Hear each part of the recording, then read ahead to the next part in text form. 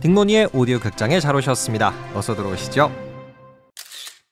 안녕하세요, 딩모니입니다. 오늘은 러시아의 테러 이야기 들려드리려고 하는데요.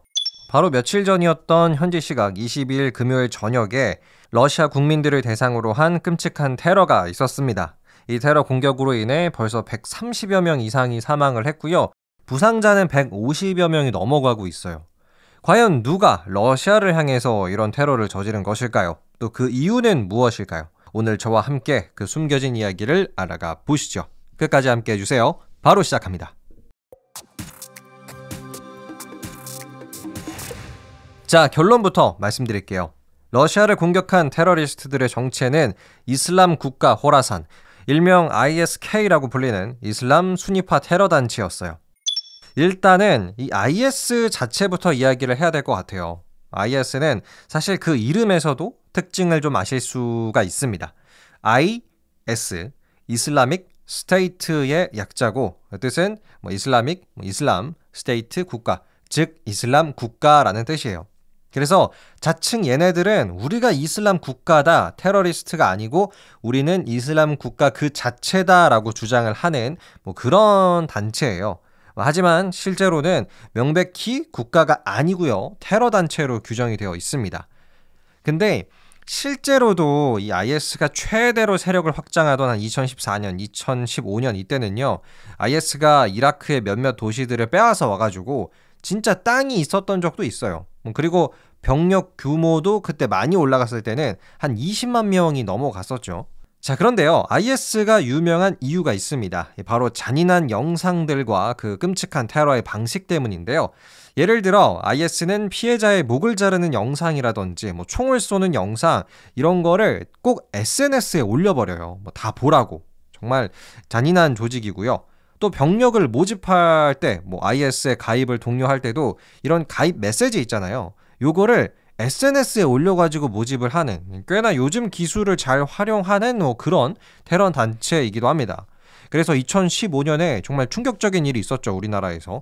우리나라의 18살 김모군이 이 IS에 의해 자발적으로 가입을 해서 정말 큰 논란이 있었던 적이 있습니다. 안타깝고요. 자, 아무튼 IS는 2015년 즈음까지 세력을 확장하다가 2017년 미국을 중심으로 반 IS 연합군이 창설이 되고 대대적인 소탕 작전을 해요. 그래서 IS의 초대 지도자가 사망하는 등 2019년부터 결국 IS의 세력이 계속해서 약해지다가 여러 개의 세력으로 갈라집니다. IS 이집트 지부, IS 이란 지부 이런 게 많이 생겼죠. 그리고 오늘날에는요, 이렇게 갈라진 IS 중에서 가장 큰 세력을 갖고 있고 가장 힘이 센 조직이 바로 이번 러시아 테러의 범인은 ISK입니다. 즉 IS 호라산 지부라고 불려요. 호라산은 옛 지명인데요. 오늘날의 이란, 투르크메니스탄, 아프가니스탄 일대를 지칭을 해요. 그래서 ISK라고 하면 아프가니스탄 등에 거점을 두고 활동을 하는 IS다. 이렇게 이해하시면 될 것 같습니다. 사실 ISK는 이번 러시아뿐만이 아니라 예전에는 미군한테도 테러를 일으킨 적이 있어요. 정말 상대를 가리지 않고 테러를 하고 있는데요. 때는 2021년이었어요. 이때 미군이 아프가니스탄에서 완전히 철수하기 위해서 아프간의 그 카불 공항에 있었는데요. 이때를 노려서 ISK가 테러를 저질렀습니다. 그래서 미군 13명을 포함해서 정말 많은 사람이 죽었죠. 자, 여기까지 딱 들으셨다면 좀 의아하신 게 있으실 수도 있을 것 같아요. 보통 이런 이슬람 테러 단체들은 미국이나 아니면 유럽 이런 서양 세계의 테러를 많이 일으키는 이미지가 있단 말이죠. 근데 갑자기 ISK는 왜 러시아를 타겟으로 삼고 공격했을까요? 여기에는 두 가지 이유가 있다고 합니다. ISK가 러시아를 공격한 이유 첫째, 푸틴 정권에 대한 분노가 있었고요. 그리고 둘째는 존재감 과시입니다. 일단 푸틴이 러시아의 정권을 잡기 시작한 건 2000년부터죠. 그리고 이때부터 푸틴은 굉장히 이슬람 세력을 탄압하고 억압을 했어요. 대표적으로 이슬람 세력이던 체첸 공화국과 전쟁을 하기도 했었고, 또 러시아가 이슬람 시리아 내전에도 개입을 해서 무슬림들을 많이 공격을 했습니다. 그래서 ISK에게 푸틴은 좀 복수하고 싶은 그런 존재였어요. 근데 지금 또 러시아가 우크라이나랑 전쟁한답시고 대부분의 병력과 자원을 이 우크라이나 전쟁에 갈아넣고 있잖아요. 그래서 상대적으로 이 IS나 테러 단체들에 대해서는 조금 그 방해력이 약해진 타이밍이기도 해서 ISK는 러시아의 심장부, 이 모스크바를 노린 겁니다. 그리고 이렇게 테러를 하면은 그 존재감을 다시 한번 확 얻을 수가 있으니까 뭐 러시아를 상대로 이런 테러를 일으켰다고 하네요. 자, 그렇다면 러시아의 반응 혹은 대응은 어떨까요? 일단 기본적으로 러시아는 참지 않죠. 일단 그 테러 용의자 거의 다 잡았다고 하는데요. 보통 우리나라는 이런 흉악범들 잡아도 막 얼굴 가리느라 급급하고 그래서 어쩔 때는 짜증날 때도 있는데 러시아는 완전히 다르더라고요, 여러분.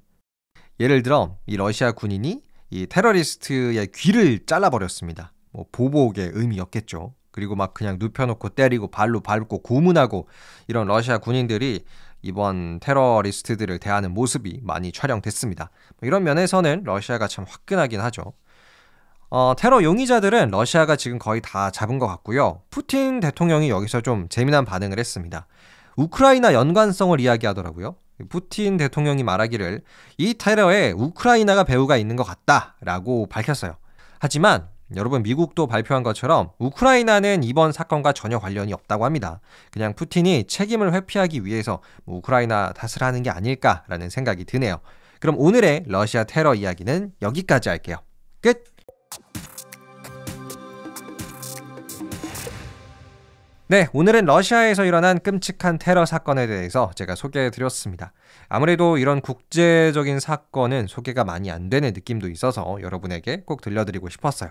여러분은 어떻게 들으셨나요? 댓글 많이 남겨주시고요. 저는 더욱 재미나고 유익한 이야기로 여러분과 또 함께 하도록 하겠습니다.